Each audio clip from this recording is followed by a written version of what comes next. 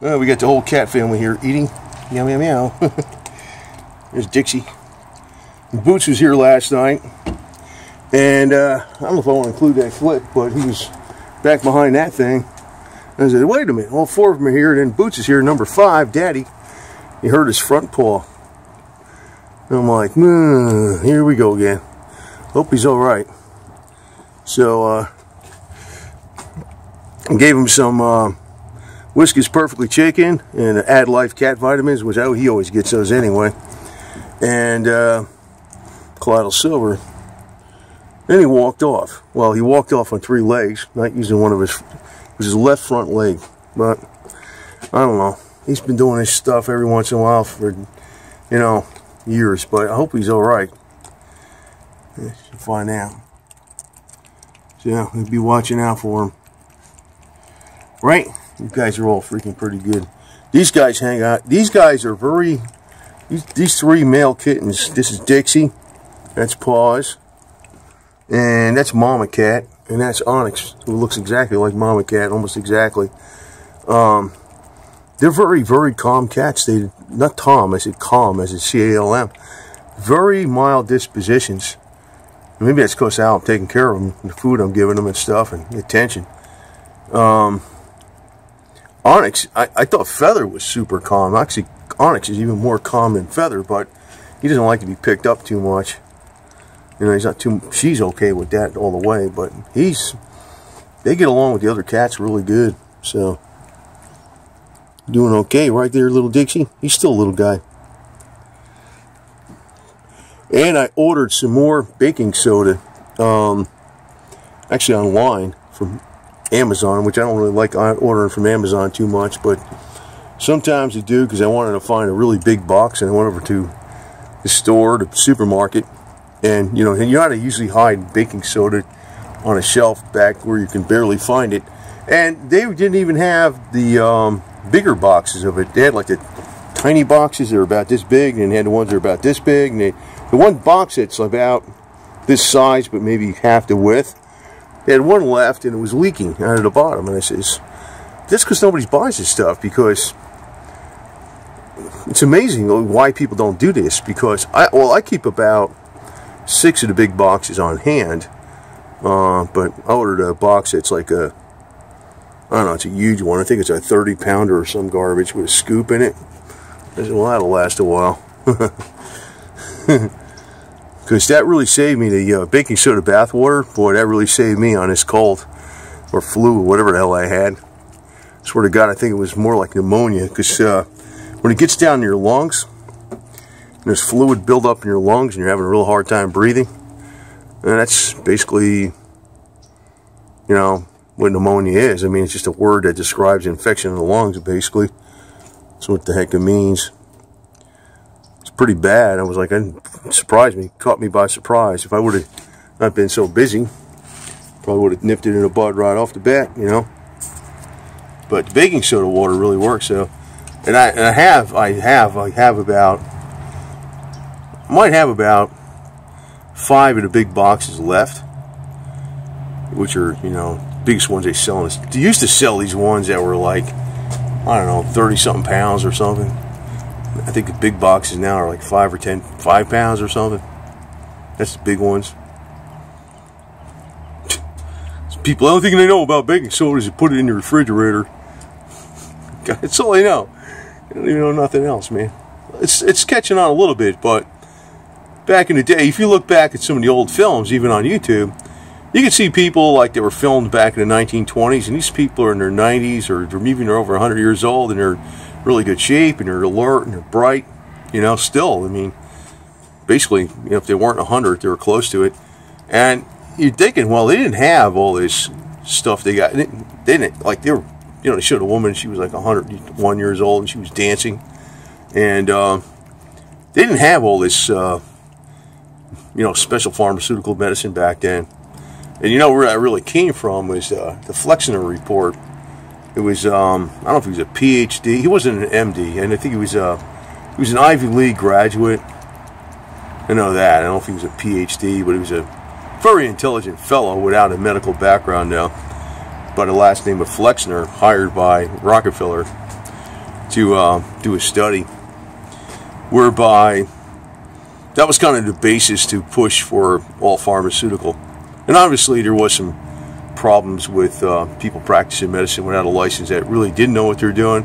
But a lot of people that practiced medicine without a license way back when did know what they were doing, because in an open market you get a good reputation, and you can't, in other words, if you got like 100 people trying to practice medicine and 10 of them really know what the hell they're doing, guess what happens? The business goes to those 10, and you know, maybe 3 out of the 10 really know what they're doing, and the most of the business, of all the business that goes to the 10, goes to those 3. And why is that? It's because they're getting results. In other words, it's the school of reality, you know. Hear my cat back here, Gold Digger, maybe, you know, and she just got fed, but she's commandeering the what? She always wants attention. You don't feel too good all the time. I realize that's why she's sometimes crabby with the other cats, because she doesn't feel good. She's still not in really good health. And I know the vet gave her an antibiotic when I first took her there. That thing didn't do nothing. What really worked on her the best was the Add Life vitamins and the carbon C60 and olive oil. That's when her fur really started healing up. But she still got some of those little spots on a couple places in her fur, even though they're diminishing. Still some left. They're still diminished a little bit at a time. They're problems. But I noticed she really can't jump. She can't jump really for crap. I mean, she's a weak cat. And but you know, I noticed she's moving around a little more. That's why she's up on that shelf. She used to stay in this one box all the time, or under the kitchen cabinet, or underneath the kitchen table on this box I made for her with a rug. And that was pretty much maybe one other place she went to. I made another box for her. She can go inside. And now she's a little bit moving around more. So I've had her over a year now, and it's been an extremely slow process.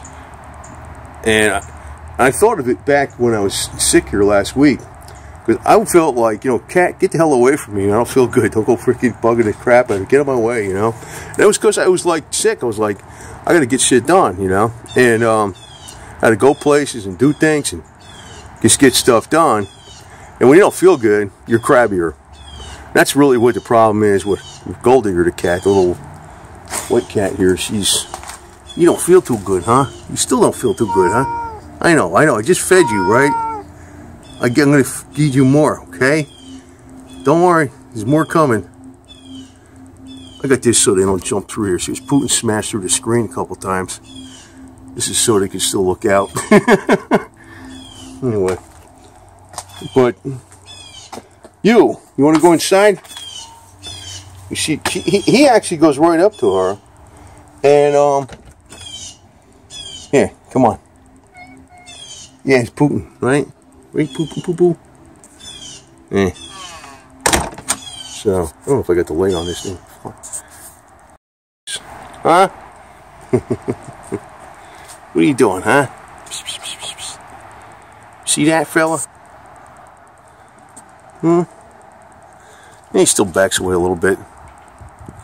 I could pet him though, he's no problem. I could actually pick him up too. There's a big bird back there flying. You can jump after him?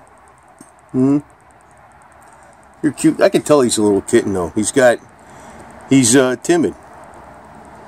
timid. He's still like a kitten. He still is a kitten. I mean, he's still under a year. He's got some months to go before he's over a year. Right? Big boy though. So, you know, I noticed this, you know, with Gold Diggers, you know, as she's feeling better, in small, imperceptible amounts, you don't notice it daily. And it's been an extremely slow process. I noticed like other cats can go closer to her. Sometimes they're right next to her. Sometimes they're going nose to nose. I mean, sometimes, not all the time. Not all of the cats can do this. But she is getting along better and better as she feels better. And, you know, this is actually something you want to even think about, you know, with people. The better people feel, the better they get along. If everybody's feeling like crappy healthy-wise, you know, crap health-wise, you know what happens. People are not, they're on edge. That's a lot to do with nutrition. That's why, you know, you can hear her there. She's meowing. I want to go in there and give her some treats, man. I swear to God, I gave her treats. I gave her water. I made up the Whiskas Perfectly Chicken with the Add Life vitamins. Put a little water in it to make it more like a gravy. And then I'm going to make more Colloidal Silver right now. And I put the Colloidal Carbon C60. And she just ate that. And I was like, these guys want attention left and right. But, you know, getting back to what I was saying was that people, if they feel crappy, they act crappy. Just like with cats, you know. Actually, if you think about it, if cats got plenty of food, they all get along with each other pretty good. They usually fight over not just territory, but hey, it's food. It's the only food that's here, and they start fighting. You know, if I had like one bowl out here right now on my El Camino, and it was just enough to feed one cat, they'd be clobbering each other. You know, they would be. That's just how it is with people too, right? You know. And actually, I put out on YouTube a lot of stuff. I gotta watch this last video I did on baking soda. Just still reviewing it. I'm saying, what the hell's wrong with a baking soda video in the bath? Talking about how it helped me with my cold flu. I'm hoping this isn't going to go onto the new conspiracy guidelines. I'm like, whoa, really? So, but I don't, you know, I kind of examine some of the weird shit, but I don't go too far down the rabbit hole, you know. But the deal is, there is a lot of stuff out there that's hidden, that's been documented in medical reports, you know, like about magnesium and stopping and alleviating. You know, magnesium supplements can go a long way to stopping and alleviating anxiety and depression, along with nicotinic acid. You'd think this would be just, you know, across the board being given to everybody. We're way short on those things. The true vitamin B3 and the magnesium. You know? And by the way, you know, just to give you an example of how long cats can live. These guys, they live about 2 or 3 years if they're in the wild, right? And if they used to be, there's little onyx down here or whatever. Maybe it's feather. I think onyx went inside. But they were living about 6, 7, 8 years, and you know, if you know, they were domesticated like pets, you know, like these guys here, sort of like family, right? And then they start increasing the ages to 12, 15. Now they're like, typically a lot of times they can get up to 15, 20 years, no problem, even over 20 years. This guy in Texas, if you look it up in the Guinness World Book of Records, he adopted a whole bunch of cats, and he kept a couple of them inside, some few of them inside. He made his own concoction meal. It was like people food with eggs and, I don't know, whatever it was, right? And vegetables and eggs. And he has the Guinness World Book record for the longest lived cat, 38 years. And he's got another one, I think it was 33 or 34 years. So cats can live. That's about double what they're living even now. So now, I don't know if my cats are going to make it that far, but I got these Add Life vitamins I've been giving them. That could help them out. These guys might go past 25 years. I don't know. If nothing happens to them. I don't know about Boots. He's been, you know, he didn't get clobbered for about 1.5 years at least. And now he got clobbered again. So, I don't know, I think he, but I think Boots is doing a good job keeping, because there's too many, I got so many cats right now. Boots keeps these other cats away from his territory, which is right here. And I'm thinking, you know, if I keep putting the food out, there's going to be like 100 cats here. So Boots is like keeping, you know, the overflow out of here for a while, you know. So I'm thinking, but he got hurt. I mean, what are you going to do, man? Can't save the world for cats, you know. You can only do so much. Right? Yeah. Here's a little booger. There he goes. You know, I'm going to probably wind up this summer, I'm going to paint these sheds brown with acrylic enamel.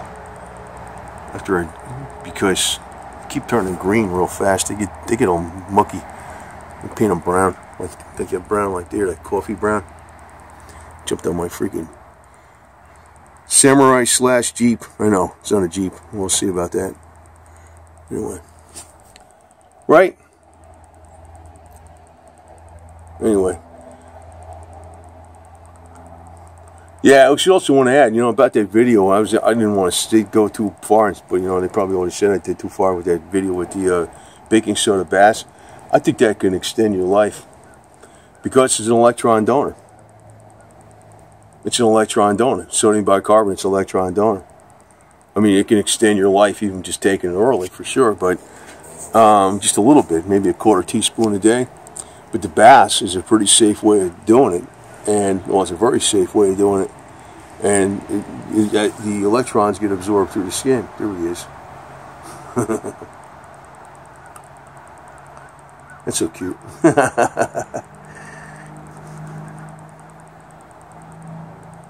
Right? Get a picture frame here. Got one cat, another cat, and a couple flags.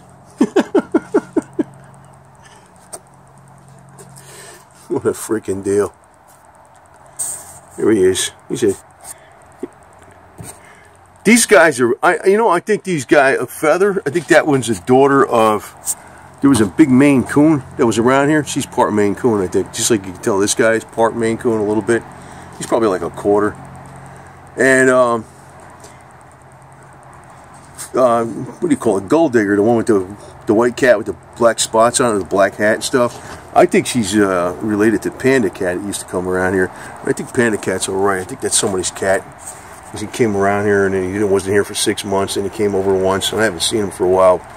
But I got a feeling he's okay because he disappeared for like a year a couple times, and he came back. I think he's somebody's house, belongs to somebody down there. But you notice, like,